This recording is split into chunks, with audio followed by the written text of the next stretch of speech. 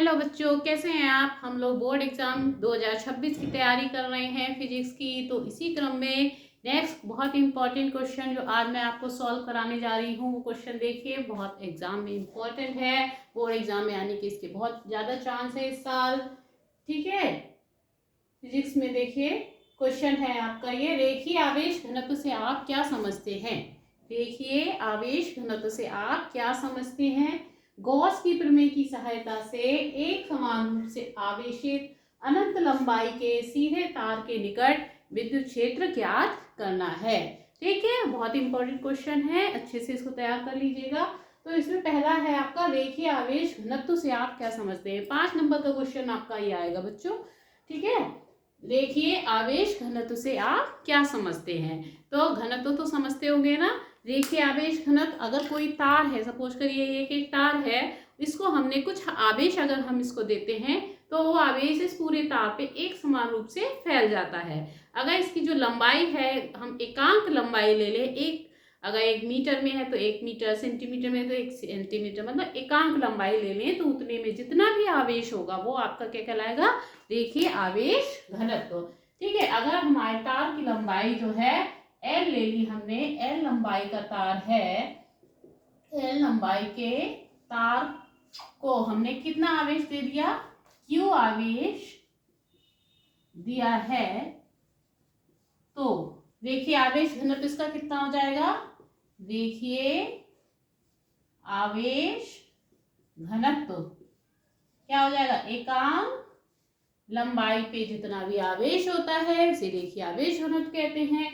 तो आवेश हमने दिया Q, कितनी लंबाई है तार की L, तो जो Q बटे L है वो क्या कहलाएगा, रेखीय आवेश घनत्व। इसको हम किससे लिखते हैं, लैम्डा से। तो lambda is equal to Q upon L, ये रेखीय आवेश घनत्व कहलाएगा। मात्रक क्या होगा, Q का मात्रक क्या होता है बताइए बच्चों, आवेश का मात्रक कूलाम, लंबाई का मात्रक यहाँ पे मीटर लिया है तो कूलाम प्रति मीटर हो जाएगा। ठीक है, तो ये रेखीय आवेश घनत्व lambda is equal to Q upon L, इसको आप ध्यान कर लीजिएगा।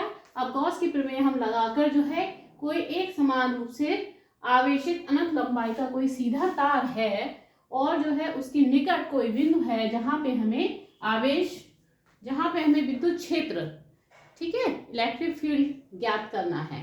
ठीक, तो रेखीय आवेश घनत्व समझ में आ गया, एकांक लंबाई पर जितना भी आवेश होता है उसको हम रेखीय आवेश घनत्व कहते हैं। अब इसका हम देखिए चित्र बनाते हैं, एक तार लेते हैं, उसके निकट पे कोई पॉइंट P है जहाँ पे हमें विद्युत क्षेत्र की तीव्रता फाइंड आउट करनी है। डायग्राम ड्रॉ करते हैं। देखिए बच्चों, अनंत लंबाई के एक समान आवेशित तार के कारण विद्युत क्षेत्र की तीव्रता हमको ज्ञात करनी है। ठीक है, ये देखिए इसका डायग्राम है। इसमें हमने क्या किया है, इसमें हमने जो है एक तार लिया है बाई बाई डैश। ठीक है, बाई बाई डैश एक तार लिया हुआ है, ये देखिए बाई बाई डैश, ये एक तार है बीच में जहां पर धन आवेश जो है एक समान रूप से फैला हुआ है। ठीक, अब R से हमने कुछ दूरी पे पॉइंट P लिया है ना। एक तार के कारण विद्युत क्षेत्र की तीव्रता ज्ञात करनी है, अनंत लंबाई का है लेकिन इसमें हमने बीच की कुछ लंबाई बाई बाई डैश ले ली है, वैसे ये अनंत लंबाई का है। और जो है आवेश, इसको हमने धन आवेश दिया गया है, विद्युत क्षेत्र की तीव्रता P बिंदु पर यहाँ पर हमको ज्ञात करनी है। ओके, P बिंदु पे क्या करना है, विद्युत क्षेत्र की तीव्रता ज्ञात करनी है। अब हम क्या करते हैं, इस P से होते हुए एक बेलनाकार पृष्ठ की कल्पना करते हैं। इमेजिन करना है, कल्पना करना है कि P से होता हुआ एक बेलनाकार पृष्ठ जो है तार के चारों ओर है। ठीक, और उस पृष्ठ को हम क्या कहेंगे, गॉसियन पृष्ठ। ठीक है, गॉसियन पृष्ठ है और जिसके हर बिंदु पे जो है विद्युत क्षेत्र की तीव्रता क्या है, एक समान है। ये सपोज कर लो इस तरह से, ये गोल, ये है, ये बेलनाकार पृष्ठ है, अंदर ये देखिए ये बीच में ये तार गया हुआ है जिसके चारों ओर ये गोलनाकार बेलनाकार पृष्ठ है। इसके हर बिंदु पे विद्युत क्षेत्र की तीव्रता क्या है, एक समान है, क्योंकि ये तार से जो है समान दूरी R पे स्थित है। ठीक है, तो पॉइंट P पे हम विद्युत क्षेत्र की तीव्रता निकाल लेंगे तो वही हर पॉइंट पे जो है होगी। अभी बेलनाकार पृष्ठ का ये देखिए बेलन है तो इसका ये बेलनाकार पृष्ठ है और दो ऊपर नीचे के क्या होंगे, समतल पृष्ठ भी होंगे। ठीक है, तो पहले हम बेलनाकार पृष्ठ पे निकालते हैं कितना फ्लक्स है, फिर हम ये वाले समतल पृष्ठ पे निकालेंगे। तो यहाँ पे जो है हमने कोई पॉइंट P मान लिया है, इस पे ये देखिए क्षेत्रफल वेक्टर, इसका हमने छोटा सा हिस्सा लिया है dA वेक्टर, ये बाहर की ओर इस तरह से है इसकी डायरेक्शन, और विद्युत क्षेत्र की दिशा धनावेश है तो बाहर की ओर आउटवर्ड होगी। तो दोनों की डायरेक्शन ये जो है ये डीए की डायरेक्शन इस तरह से होगी, और विद्युत क्षेत्र की डायरेक्शन जो है वो भी इस तरह से होगी। ये दोनों एक दूसरे के क्या होंगे, समांतर होंगे, एक ही डायरेक्शन में होंगे। मतलब दोनों की डायरेक्शन क्या है, सेम है, यानी दोनों के बीच का एंगल क्या होगा, जल्दी बताइए। दोनों के बीच का एंगल क्या होगा, अगर दोनों की डायरेक्शन सेम है तो दोनों के बीच का एंगल 0 होगा। तो यहाँ पर इनके बीच का एंगल क्या होगा, 0 होगा। तो अगर हम बेलनाकार पृष्ठ पे जो है फ्लक्स ज्ञात करते हैं, तो हम बेलन है, इसका जो वक्र पृष्ठ है, वक्र पृष्ठ, ठीक है, बेलना का जो सरफेस गॉसियन ली है, इसका जो वक्र पृष्ठ है, वक्र पृष्ठ जो है उस पे पॉइंट है P, तो वहां पे हम वैद्युत फ्लक्स ज्ञात करते हैं। वक्र पृष्ठ पर स्थित सभी बिंदुओं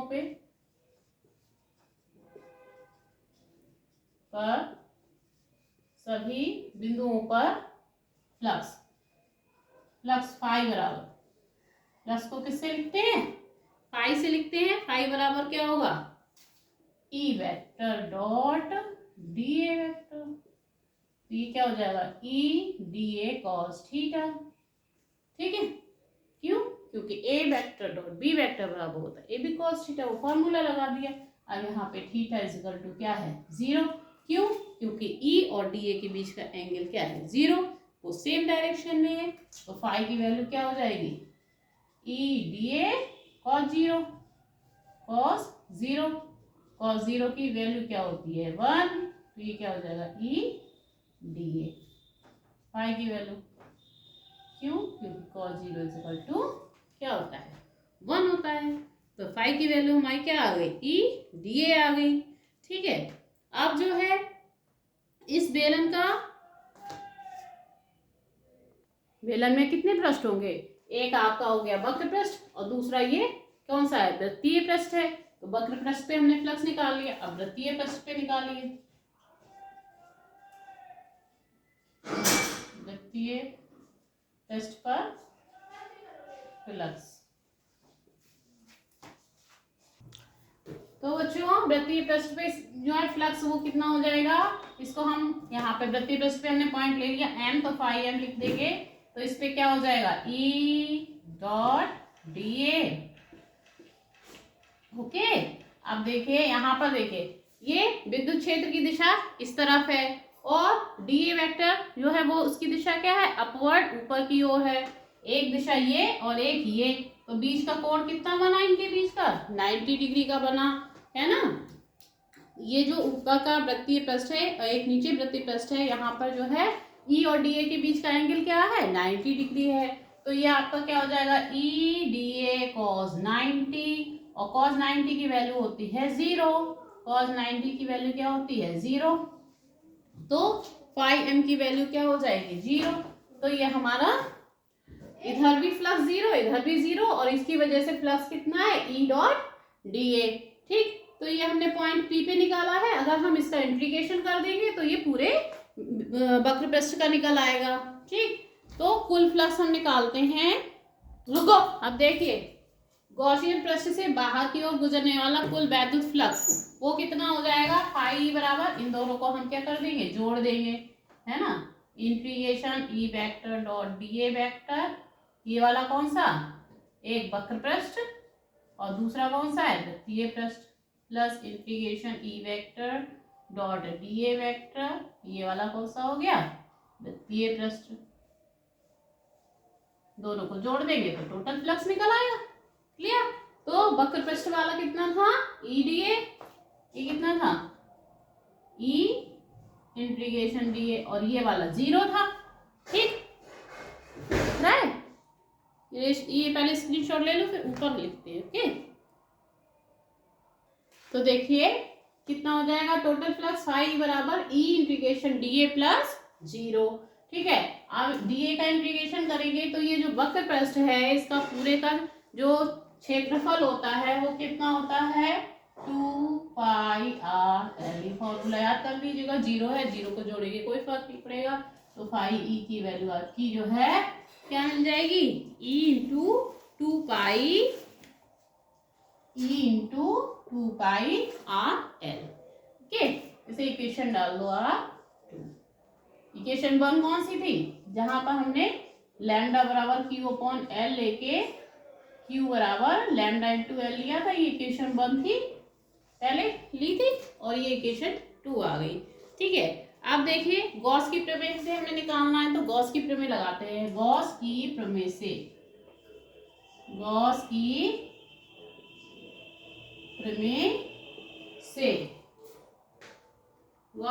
से क्या करना है, क्या होती है गॉस की प्रमेय, फाई बराबर क्या होता है, 1/ε0 इंटू जितना भी कुल आवेश होता है अबेलाकार पृष्ठ के भीतर, कुल आवेश जो भी होगा वो Q। ठीक, अब देखिए 1/ε0, Q की वैल्यू क्या है, लैम्डा इंटू एल। तो ये आपका lambda L upon epsilon not हो गया, फाई ई बराबर। तो ये इक्वेशन 3 ले ली। इक्वेशन 2 और 3 को बराबर कर दीजिए। फ्रॉम इक्वेशन 2 एंड 3, यहाँ फाई की वैल्यू ये, यहाँ फाई की वैल्यू ये है, तो E into 2 pi R L बराबर क्या हो जाएगा, lambda L upon epsilon not. Okay, तो E की वैल्यू यहाँ से कितनी आ जाएगी, L से L कट जाएगा, E बराबर कितना हो जाएगा, लैम्डा अपॉन में ये 2 pi are into epsilon not. इसको ऐसे भी आप लिख सकते हो, 1/2 पाई एप्सिलॉन नॉट और इंटू आर। तो ये आपकी विद्युत क्षेत्र की तीव्रता निकल आई। ठीक है,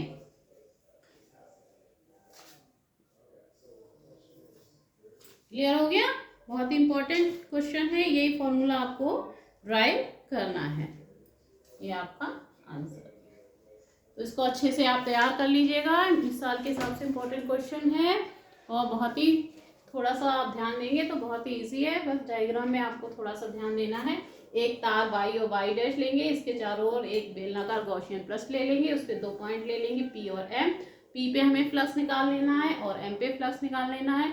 यहाँ पे दोनों के बीच का एंगल 90 डिग्री है, तो यहाँ फ्लक्स 0 हो जाएगा। यहाँ दोनों सेम डायरेक्शन में है, तो यहाँ पे फ्लक्स ईडीए हो जाएगा। फिर उसको हम इंटीग्रेट कर देंगे, तो इस पूरे इस जो बेलन है, इसका जो है जो सरफेस एरिया है उसका फॉर्मूला लग जाएगा 2 पाई आर एल, और गॉस की theorem is equal to Q upon epsilon not. दोनों से इक्वेशन को इक्वल कर देंगे तो ई की वैल्यू फाइंड आउट।